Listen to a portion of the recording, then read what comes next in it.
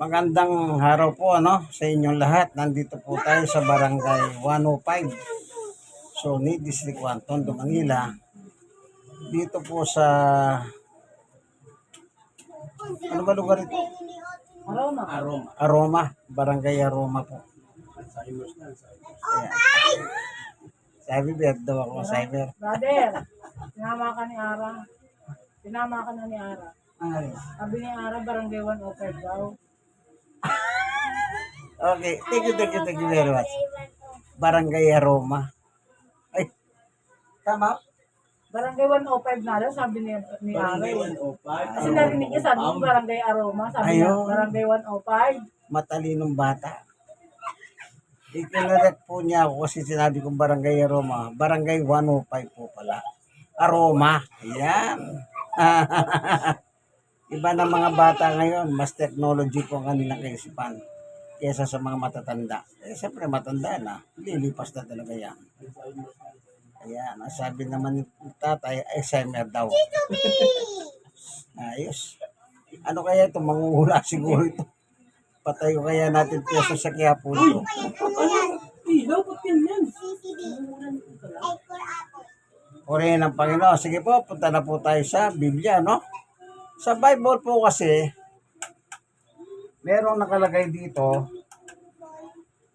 na binabanggit po Kumingay ha? ang buhay patungkol sa tao. Ganito po tinuturo ng Diyos. Yan lang natin, ano? Dito sa Ezekiel. Okay lang, nakatutok na yun.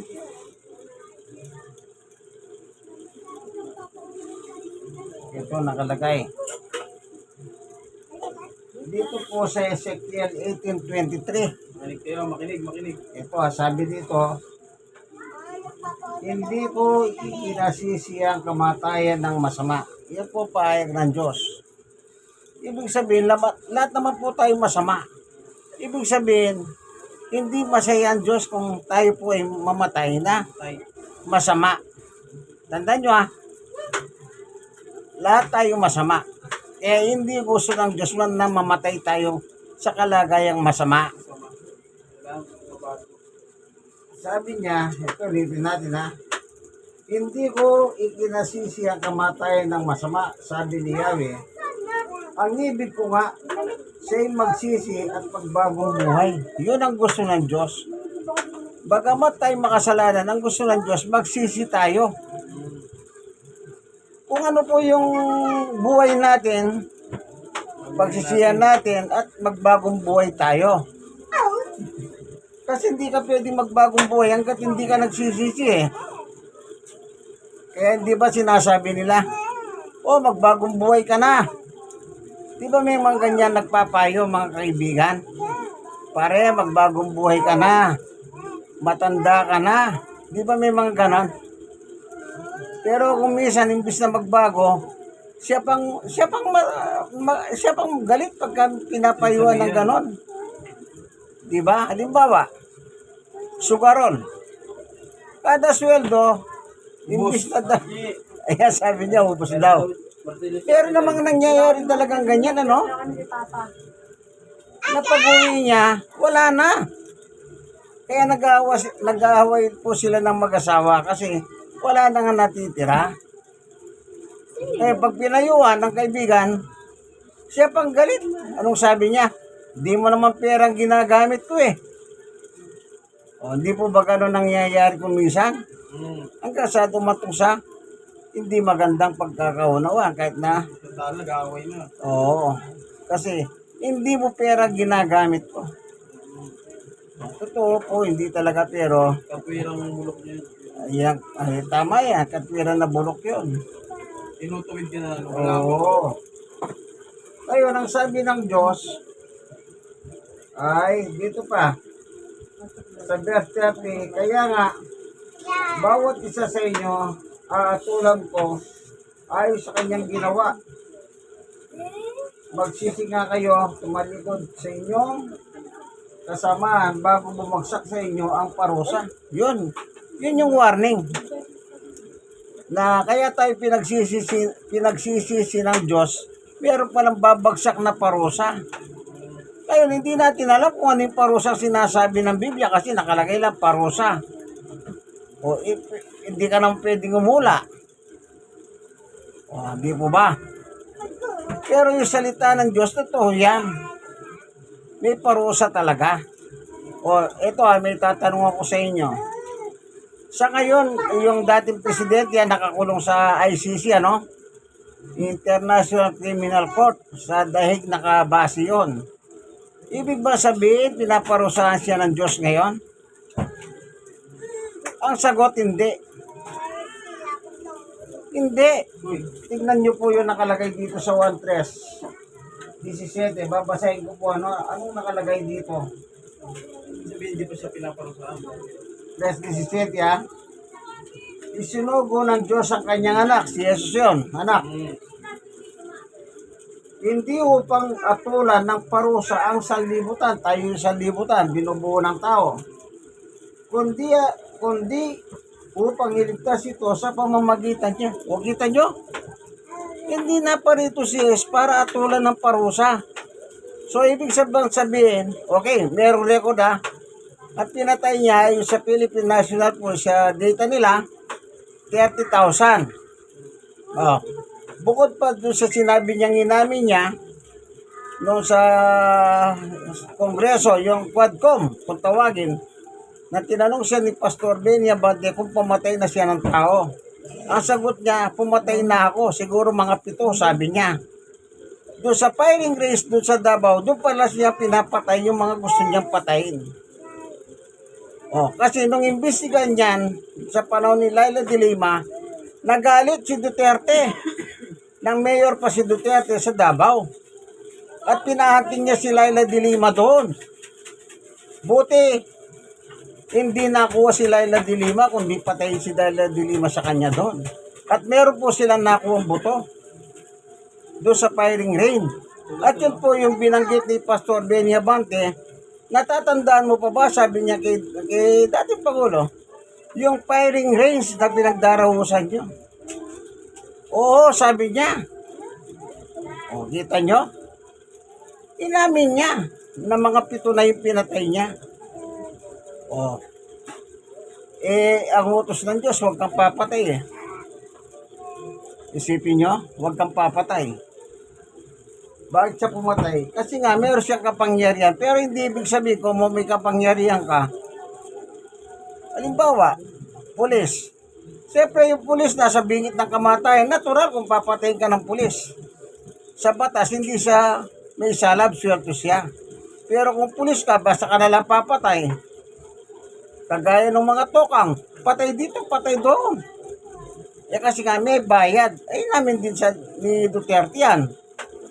At inamin din yung babae, naging PCSO branch manager, Rowena, na bawat pagpatay may katapat na halaga. Oh. Ibig sabihin, siya ba'y pinaparusahan ngayon? Kasi siya nagutos na pumatay kayo ng tao. Oh. Hindi po siya pinaparusahan. Actually, kung ikumpara mo sa Pilipinas, sa sarap ng buhay niya Linggo-linggo, may kamag-anak siya dumadalaw sa kanya. Oh, hindi siya naboboring Ngayon, ang ginagawa lang ng kanyang abogado, si Kaufman, ang gusto ni Kaufman, sa paraan na makalaya siya nang walang hearing. Hindi naman po pwede yun. Bakit siya dinala doon? Para mag-hearing, para patunayan niya na hindi siya pumatay ng tao. Kaso ayaw niyang umarap. At sinasabi niya, hindi ako physically fit na umarap sa hearing. Pag-harap ka sa hearing, magiginig ka lang naman Uy, yun na. Oh, yung mga tanong, sagutin mo lang. Oh, mahirap ba yun? Kanya lang ayaw niyang umarap sa hearing kasi ang gusto niya, magkaroon siya ng temporary release. Problema, doon pala sa ICC, ayon kay Atty. Conte, kapag ang kaso mo, yung kagaya ni kay Duterte, humanity, ang tawag nila doon? Ang tawag nila doon? Yung pagpatay sa sangkatawan, yan, sa Tagalog. O, tingnan po natin ha. Dito sa 1, basahin na muli natin yung 1. 3:16. Tingnan natin ano. Anong nakasulat doon? 1:3:16. Sapagkat gayon na lamang ang pag-ibig ng Diyos sa sangkatauhan. Oh. Yung sangkatauhan, tayo po yun. Mahal tayo ng Diyos, tayong mga tao. Pati si Duterte sakop na doon. Oh. Isipin mo, humanity versus crime against crime against humanity pala. Ang kaso niya. At yung ganong klaseng kaso, ang sabi ni Atty. Conte, yung tumutulong sa mga biktima, yung babae, hindi raw pinakikinggan ng anumang paliwanag mo dyan. Lalo na kung humingi ka ng release, temporarily. E anong ginawa nila? Nag-vigil sila. Isang araw, 24 hours. O, binasahan siya. Wala. Kasi ang katwiran niya, hindi po ako magdodulot ng gulo, sabi niya. Hindi niya na kumbisi yung korte. Hindi kami naniniwala, sabi ng korte. Tatakas ka lang, sabi niya. Kaya nabigo po sila kagabi. Hindi binigay yung kahilingan nila na temporary release. Siyempre, kaya ka nga dinala doon para mag-hearing. Wala pang hearing, ang gusto mo, release na kagad. Kung saan siya nagpunta, bigla siya pinatakas sa bansa na yun. Paano na naman nahabulin yung tao na yun? At saka sa isayan po, mayroong mga dating leader ng bansa doon, matanda na sila, hanggang tumanda doon na sila. Hindi sila binigyan ng anumang release o parol. Hanggang ngayon. Dahil po ang kasalanan, yan pagpatay nga sa tao. Doon pala sa ICC, may pit sila sa ganyang bagay. Basta ganyang klaseng kaso, wala kang mapapalang release hanggat hindi ka mag-hearing. Umattend ka muna ng hearing. Laging dinadayan, unfit ako. Saka naman nakakita Isa kakbang lang, andun ka na, pwede ka nang umattend. Di makinig ka. At least abogado naman siya, piskal siya dati. Kaya siya naging piskal, nung naging president si Tita Cory, nilagay niya piskal. Di sagutin niya. Ang problema, ayaw niya kasi sagutin kasi merong ebidensya yung mga kababayan nating maliliit na tinutulungan sila upang mag-testify doon. Kasi meron pong ebidensya yung mga dating DS, yan si Bato. Yung kasama niya mga pulis noon sa Davao, ngayon nasa custody sila ng ICC bilang protector. Pinoprotektahan sila ng ICC. Na silang naglahad na talaga pumapatay sila ng tao noon sa Davao ng mayor pa si Duterte. Kaya ayaw niyang umarap sa hearing kasi nga yung mismong mga tauhan niya, ang mga testigos laban sa kanya. At saka si Rowena Garma from America, nung magpunta siya ng Thailand, kinuna siya ng testimony ng ICC. Kita nyo? Kaya alam nyo, pagka ganyang bagay talagang mahirap yan. Pero paano naman po yung kababayan natin na nagdusa sa kamay ng gobyerno Duterte? Wala na. Sabi nga ni Bongo nung araw, wala namang inutos magpatay niyan Pero sabi ni Digong, patayin nyo. Kumbisi nyo sila lumaban para patayin nyo, para wala ng problema, sabi niya. Isipin nyo, ang buhay ng tao, anong sabi dito sa Ezekiel? Balik tayo doon.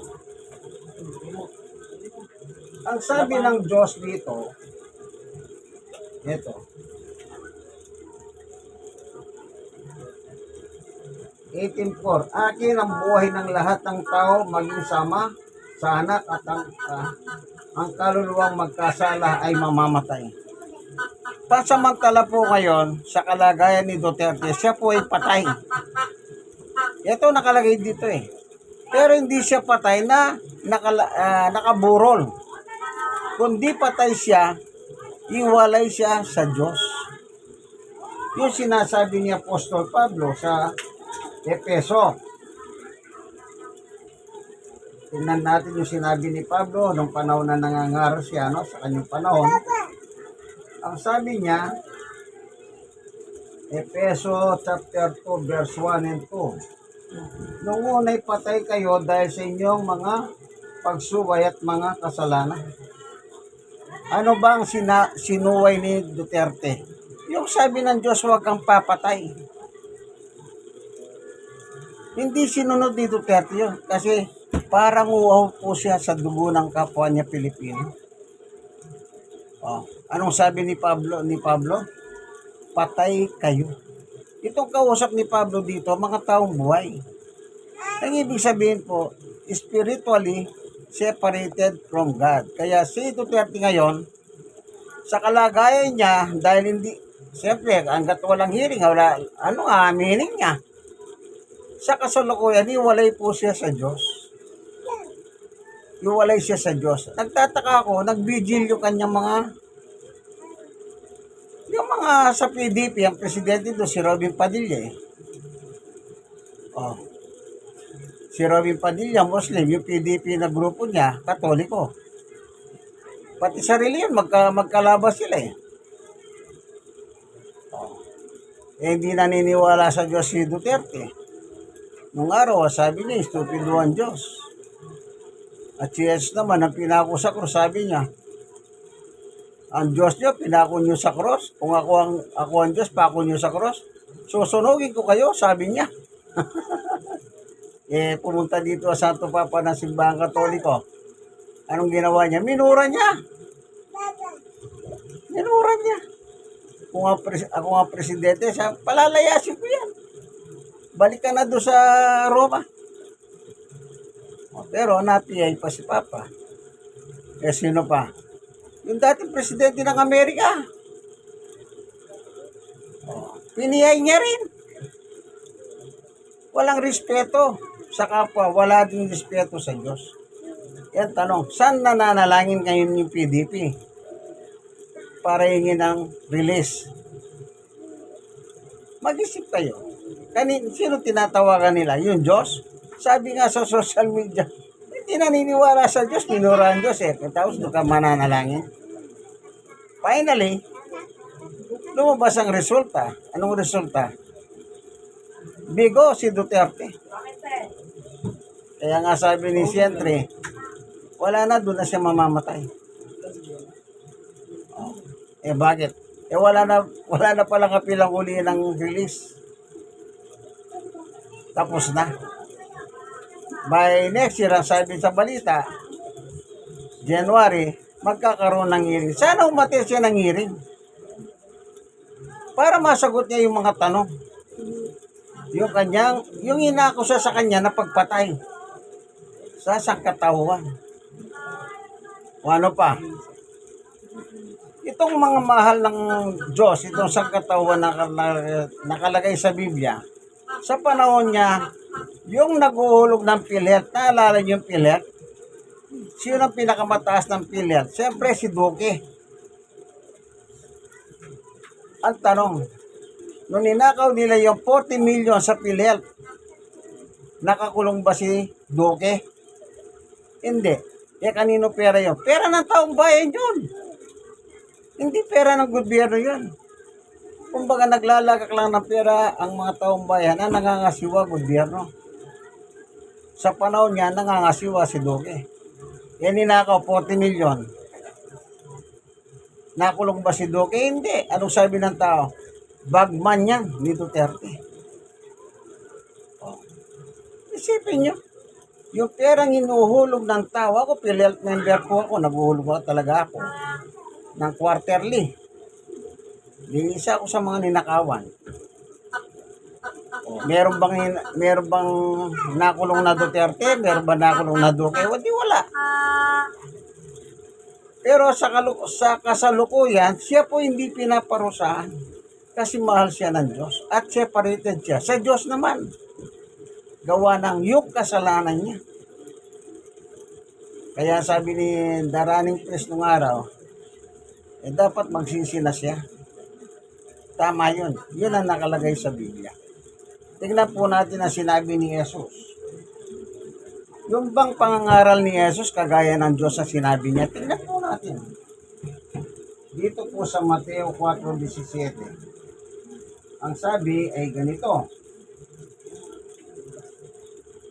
Chapter 4 ng 17. Yung nang magsimula ng mangaral si Jesus pagkatapos ng bautismo siya ni Juan Bautista sa Jordan River. Ang sabi ay ito. Magmula noon, nangaral si Jesus. Itinuro niya, magsisi kayo at talikuran ng inyong mga kasalanan sapagkat malapit nang dumating ang kaharian ng langit. Sino yung pag-aharian ng Diyos? Natural yung nagsisisi. Sabi ng Diyos sa lumang tipan, magsisi kayo. Bago ibagsak yung parusa. Magbagong buhay na kayo. Paano mo magagawa yan? Ito nga, pagsisi at talikuran ang iyong masamang buhay. So, saan ka papunta ngayon? Papunta ka sa bagong buhay. Di ba napakaganda yan? Alam nyo, sa isang pamilya, mayroong black sheep kung tawagin. Pag nagbago yun, hindi ba masayang-masayang pamilya? Pag nagbago buhay na yung masamang na yan. Nung araw, meron akong alam sa Divisoria. Yung isang anak, problema ng pamilya. So, anong ginawa ng barangay? Dahil problema ka ng barangay, ano sabi ng chairman? Gagawin kitang barangay tanod. Ginawang barangay tanod. Dito, Mino. Imbis na siya ng magulo ngayon, siya nang umareglo sa magulo. Binigyan siya ng power ng barangay bilang tanod. Nagbago. Nung mabago, hindi ba masaya ang pamilya niya? Masaya sila. Lahat naman po magiging masaya. Ang problema lang, ang mga kapanalig ni Duterte, ewan ko yung iba hindi nila matanggap. Kailangan tanggapin nyo kasi may record eh.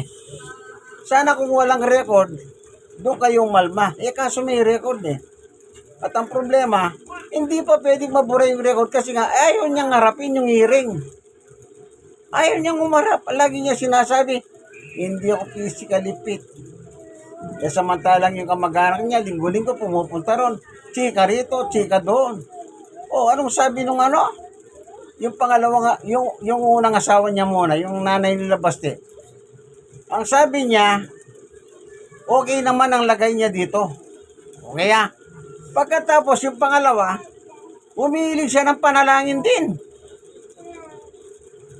At yung pagkakataon na yon, meron pa dumalaw sa kanyang girlfriend niya. Kaya nagalit si Janet. Liban pala sa kanya, meron pa pala siyang girlfriend. Kaya magbuhat noon, wala nang balita kay Janet. Ang balita, nilagyan niyang for sale yung bahay niya sa Davao.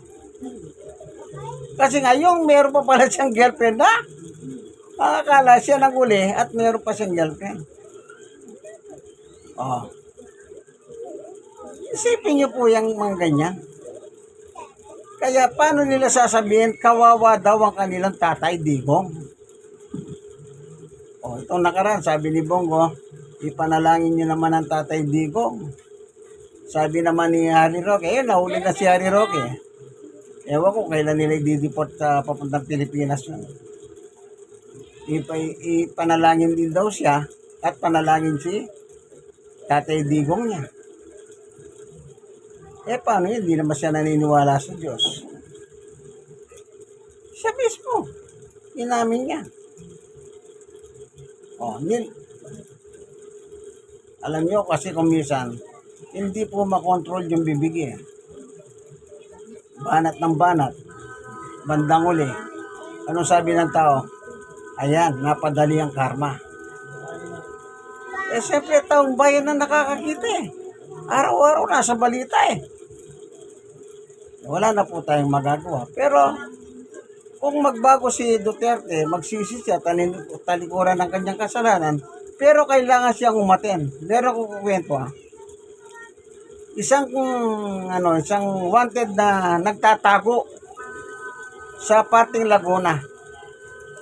Merong krusadang nangyari doon. At ang nagkrusada po si Pastor Domingo Perion. Ayun, lumapit itong kriminal. Hindi siya kagad nagpakilala. Tinanggap si Jesus na bautismuhan, umaten sa simbahan. Later on, pinagtapat niya totoo. Ayun, ang payo sa kanya ni Pastor Doming, sumuko ka sa batas. Kasi meron kang kasalanan. Di sumuko. So, lumakad ang hearing. Nag-hearing. Hanggang sa siguro, kinakausap yung pinagkasalanan pamilya, hanggang sa pinatawad din siya. Di natural dahil pinatawad siya, mapapatawad siya ng gobyerno. So hanggang totally, pinalaya siya. Oh. Dapat ganun sana ang gawin ni dating Presidente Duterte.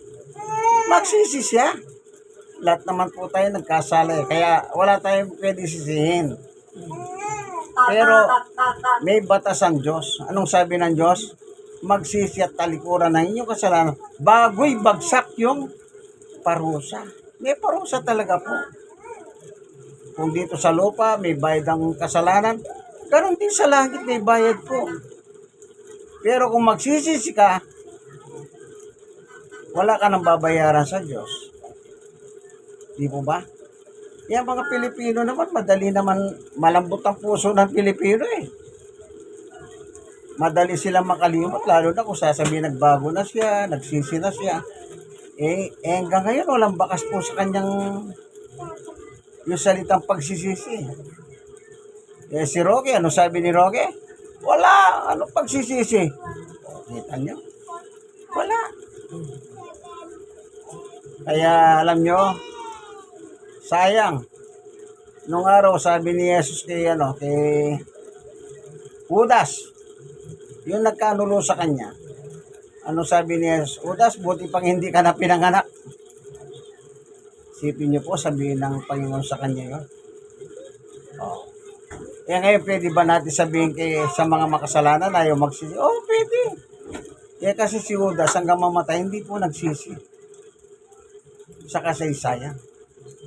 Tandaan po natin, lagi pong bukas ang palad ng Diyos para tayo tanggapin ng buong buo. Basta magsisi lang po tayo sa ating mga kasalanan. Panguli, at ang sinasabi ng Biblia, sa unang Juan, ito nakalagay, sa unang Juan 1:9,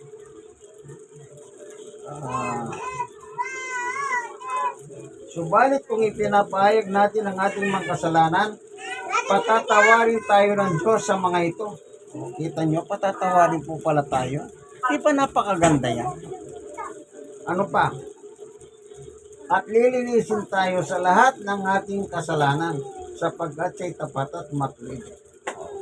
Lilinisin, ibig sabihin, ano man po ang mancha mo? Lilinisin ng Diyos yung kasalanan. Di ba maganda yan? Maganda po talaga ang gusto ng Diyos sa tao. Yan ang plano ng Diyos, mabuti ang tao. Kanya lang, nang pumasok sa eksena ang dyablo, nasirang magandang plano ng Diyos sa mga tao. Kaya lahat po tayo nahulog sa kasalanan at lahat po tayo intended sa parusa. Salamat po, Panginoon Diyos, sa iyong pagtuturo sa amin na natutunan namin na may parusa po palang kapalit ano man ang gawin naming masama. Kung hindi po kami magsisisi, sinitiyak mo, sinisiguro mo, babagsak ang iyong parusa sa sino mang tao, hindi magsisi. Panginoon Diyos, tulungan mo ang aming bansa both parties, lahat ng politiko, lalo na yung mga involved, na sana buksan ng kanilang mga puso sa katotohanan. Total, meron na pong nagsauli. Sana gayahin na nila yon ng lahat para yung pera magamit po sa gobyerno. Salamat po sa ngalan ni Jesus. Amen. Ito po ang inyong kaibigan kay Jesus, Brother Manny Bautista, nasa Barangay 105. So, Native Tondo, Manila. Building 24 po ang kinalalagyan ko, no? God bless us all. Thank you for watching. Bye-bye.